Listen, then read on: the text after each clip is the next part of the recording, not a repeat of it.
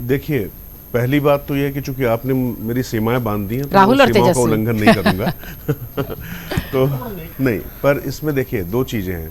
विपक्ष को ये पूरा हक है, अभी शुरुआत में जैसा आदरणीय रामकृपाल जी ने कहा कि चुनाव आयोग पहली बार ऐसा नहीं है कि वो संदेह के घेरे में हो या सवालों के घेरे पे हो।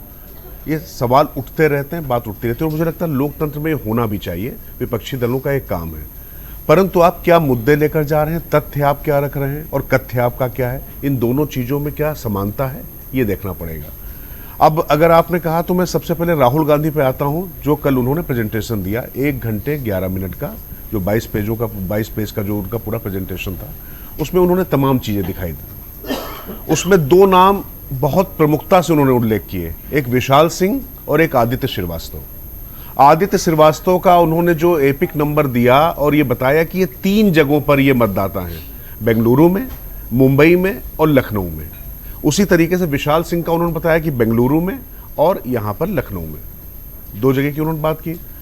नवदीप जो मुख्य चुनाव आयुक्त हैं उत्तर प्रदेश के, उनका जो बयान आया उसमें उन्होंने कहा कि ये देख लीजिए, ये दोनों लोग सिर्फ यहीं पर हैं, वो एक महादेवपुरा में है और दोनों मतलब बेंगलुरु के निकले, तो ये उनका दावा गलत साबित हो जाता है। और राहुल गांधी ने जो बिल्कुल बाहुबली के मेरा वचन ही मेरा शासन के अंदाज में जो बात की ना, ऐसा होता नहीं इस देश में। अगर आपने कोई आरोप लगाए हैं, आप नेता विपक्ष हैं, आप कोई आम नेता नहीं है। नेता विपक्ष ना होते तो भी आप गांधी परिवार से इसलिए आते हैं, गांधी परिवार से आते हैं जहां के इर्द गिर्द पूरी कांग्रेस की पॉलिटिक्स घूमती है। आपने एक सवाल पूछा कि तेजस्वी और राहुल क्या ये जो कर रहे हैं मतदाताओं के बीच में मैसेज देने के, देखिए मुझे लगता है कि आम मतदाता के लिए इसका मतलब तब तक नहीं है जब तक उसका नाम सूची में है या नहीं है। लेकिन एक काम तो राहुल गांधी ने अच्छा कर दिया, एसआईआर का विरोध करते करते उन्होंने ये साबित कर दिया कि एसआईआर की आवश्यकता बहुत ज्यादा जरूरी ये उन्होंने सुनिश्चित कर दिया। ये काम तो मुझे लगता है कि भारतीय जनता पार्टी के लोगों को करना था या चुनाव आयोग को जो करना था, तो ये क्रेडिट मैं राहुल गांधी को पूरी तरीके से दे देता हूं।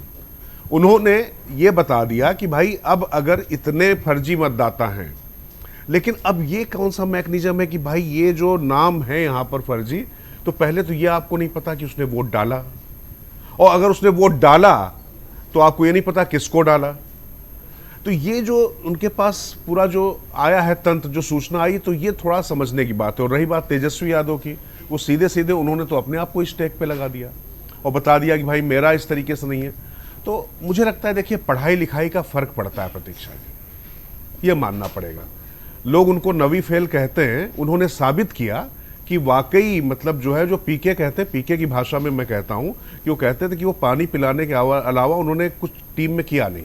और लालू प्रसाद यादव किस तरीके से अरुण जेटली के पास जाते थे और किसी तरीके से टीम में उसको शामिल करा लिया है, वो हम लोग के सामने की बातें हैं। 9 नंबर जो है अशोक रोड पे, ये हम लोगों ने कई बार देखा है कि किस तरीके से चीजें होती थी। तो ये उन्होंने साबित किया। लेकिन राहुल गांधी तो पढ़े हुए हैं, लिखे हुए हैं, लेकिन वो तेजस्वी जैसा व्यवहार क्यों कर रही है मेरी समझ में नहीं आ रहा। लेकिन ये एक बात बिल्कुल साफ समझ में आती है कि उनके जो अपने कार्यकर्ता हैं और जो उनका जो क्लाइंटल है, उनके बीच में वो मैसेज देने में कामयाब है। ये मैं नहीं कहूंगा कि वो वहां पर असफल है, और इसीलिए यहां पर उनको तथ्यों से कोई लेना देना नहीं है। वो एक जो नैरेटिव चलाना है, उस नैरेटिव वार में लगातार वो आगे निकलने की कोशिश करते रहे। वो अलग बात है कि चाहे राफेल में हो, चाहे वो इससे पहले सूट बूट की सरकार में रहा हो, या फिर अभी ट्रंप वाले मामले में तो क्या कहा जाए, जो हुआ सुप्रीम कोर्ट नहीं कहा है, मैं उसमें कुछ नहीं कह सकता। तो इन सभी मुद्दों पर बार बार परास्त होने के बाद भी ये कलेजा है, कुव्वत है कि जो पीके की बात मैं कहता हूं कि मतलब बार बार हारने के बाद भी राहुल गांधी हैं। बार बार कोर्ट में माफी मांगने के बाद भी उन्होंने कहा था मैं गांधी हूं, सावरकर नहीं, तो माफी वीर कहा था। उसके बाद कितने माफी वीर हो चुके हैं वो, लेकिन उसके बाद भी वो फिर अगली माफी के लिए तैयार हो चुके हैं। ये उनका कलेजा है, तो ये क्रेडिट उनको देना पड़ेगा। उन्होंने ये साबित कर दिया कि एसआईआर देश के लिए नितांत आवश्यक है, और दूसरा उन्होंने बता दिया कम से कम एक नेता तो ऐसा है कि जिसको बेइज्जती महसूस नहीं होती।